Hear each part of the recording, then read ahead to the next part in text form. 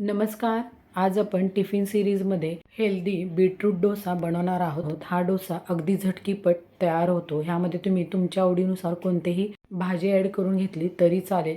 तुमच्याकडे जर आदल्या दिवशीचे डोस्याचे पीठ असेल तर हा डोसा अगदी 3 ते 4 मिनिटामध्ये तयार होतो. हा डोसा कसा तयार करायचा ते पाहणार आहोत.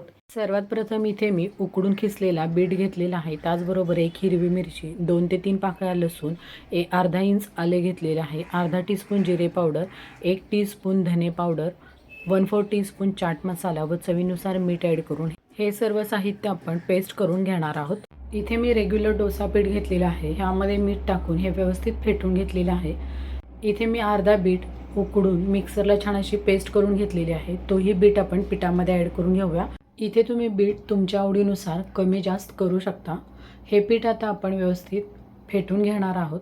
पीठ ॲड केल्यामुळे पिठाचा कलर अगदी सुरेख असा आलेला आहे.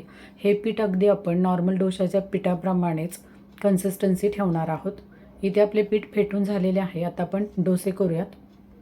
इथे मी तवा छान कडकडीत गरम करून घेतला व त्यानंतर थोडेसे तूप लावून हा तवा मी टिश्यू पेपरनी क्लीन करून त्यानंतर त्यावरती थोडेसे पाणी शिंपडून घेतलेले आहे. त्यावरती आता आपण हे डोस्याचे पीठ ॲड करून घेऊया व एकाच दिशेने हे डोस्याचे पीठ व्यवस्थित आपण पसरवून घेणार आहोत. तुम्ही बघू शकता तव्यावरती डोसा ॲड केल्याबरोबरच लगेच छान अशी जाळी आलेली आहे. हे आता थोडेसे पीठ सुकल्यानंतर ह्यावरती आपण तूप ॲड करून घेऊया.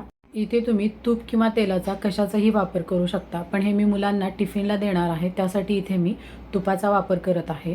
डोसा चविष्ट होण्यासाठी ह्यावरती मी कांदा व बारीक चिरलेली कोथिंबीर ॲड करून घेत आहे.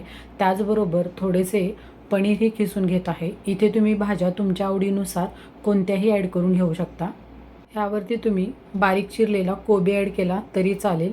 इथे डोसा खालच्या बाजूनी छान भाजलेला आहे. आता आपण हा डोसा काढून घेणार आहोत. तुम्ही बघू शकता इथे आपला हा डोसा इझिली निघत आहे. हा डोसा आपण हलकासा थंड करून टिफिनमध्ये भरून घेणार आहोत. इथे मी 4 स्लाइसमध्ये हा डोसा कट करून घेतलेला आहे. आता आपण हा डोसा छान रोल करून टिफिनमध्ये भरून देऊया.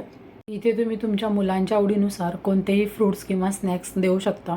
तुम्हाला जर माझ्या अशा साध्या सिंपल रेसिपी आवडत असतील तर इंडियन तडका रेसिपी चॅनलला लाईक करा, शेअर करा, सबस्क्राईब करा, बेल आयकॉनवरती क्लिक करा. थँक्यू.